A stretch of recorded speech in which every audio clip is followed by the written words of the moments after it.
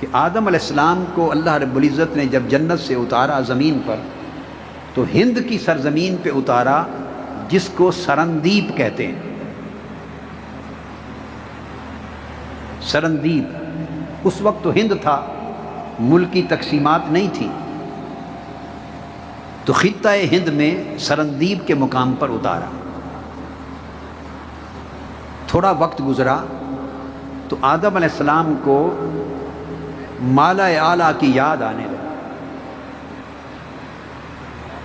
اور عرش پر ہمہ وقت جو اللہ کا ذکر ہوتا تھا، جو اللہ کی تسبیح ہوتی تھی، اور ملائکہ اللہ کے حضور لبیک اللہم لبیک کے کلمات بلند کرتے تھے، اور اللہ کی حمد و ثنا ہوتی تھی، اور ملائکہ اللہ کی تکبیر کرتے، اللہ اکبر کر کے اس کو پکارتے تھے، اس کی تسبیح کرتے، اس کی تحلیل کرتے تھے، اور فضائیں مالا اعلیٰ کی اللہ کے ذکر سے معمور ہوتی تھی، اور آدم علیہ السلام کے کان سنتے تھے، مانوس ہو گئے تھے جنت کی ہواؤں میں اللہ کا ذکر سن سن کر۔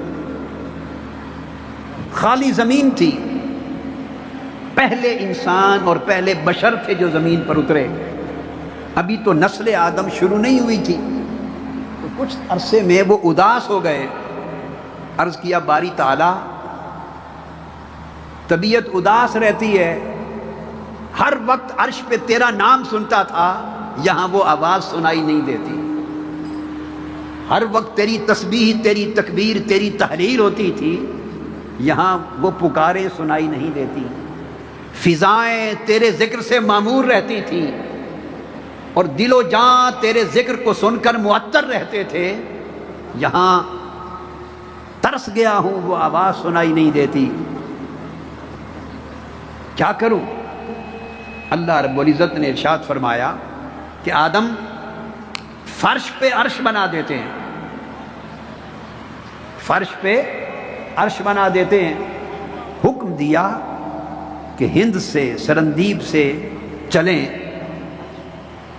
اور اس جگہ اللہ رب العزت نے ہدایت کی، پہنچایا جس جگہ پہ آج شہر مکہ ہے۔ اس وقت شہر نہیں تھا، خالی زمین تھی، جانور تھے، تو نسل آدم تو تھی نہیں۔ وہاں پہنچے اور حکم فرمایا کہ آدم، یہاں جو کعبہ آسمانوں پر تھا، بیت معمور، عین اس کے نیچے ایک کعبہ یہاں بناتے ہیں، ایک کعبہ یہاں بناتے ہیں، یہاں بھی لبیک اللہم لبیک کی صدائیں بلند ہوگی، اور تیری اداسی دور ہو جائے گی، فرش پر عرش کا سما پیدا کر دیں گے۔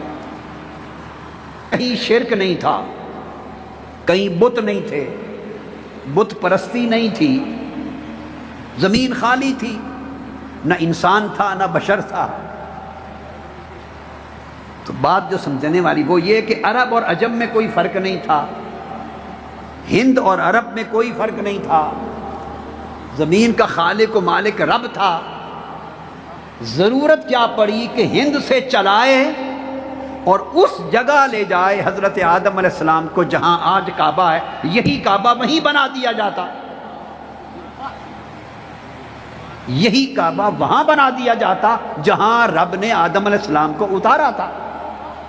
اتنا لمبا سفر کروا کے وہ تو اداسی فیل کر رہے ہیں کہ جو تیری حمد و ثنا اور ذکر، تسبیح، تحلیل فرش پر ہوتی تھی، اس کی آواز سننے کو ترس گیا ہوں۔ تو اگر وہ آواز کعبہ بنا کر طواف کے ذریعے ہی وہ اداسی دور کرنی ہے، اور کعبہ بھی ملائکہ نے آ کے بنوانا ہے، آدم علیہ السلام کی مدد کرنی ہے، تو وہی کعبہ اس سرزمین ہند پہ بنوا دیا جائے۔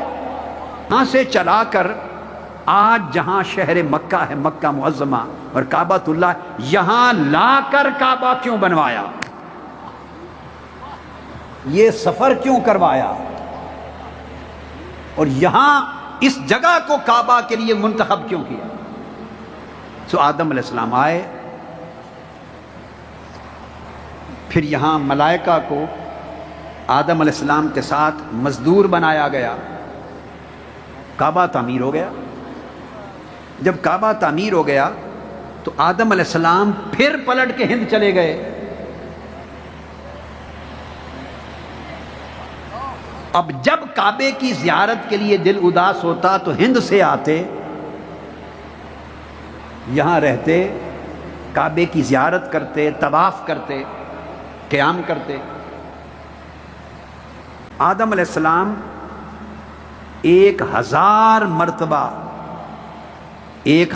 مرتبہ چل کر، پیدل ہند سے چل کر اپنے قدموں پر کعبہ بنانے کے بعد کعبے کی زیارت اور طواف کے لیے آئے۔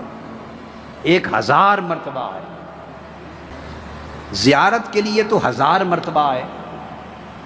کچھ عرصہ ٹھہرتے ہوں گے، پھر دل اداس ہوتا ہوگا، پھر آ جاتے ہوں گے، لیکن پورا سال حج کا موسم تو نہیں ہوتا، تو حج کا کوئی دن مقرر اللہ رب العزت نے ایام مقرر کر دیے ہوں گے۔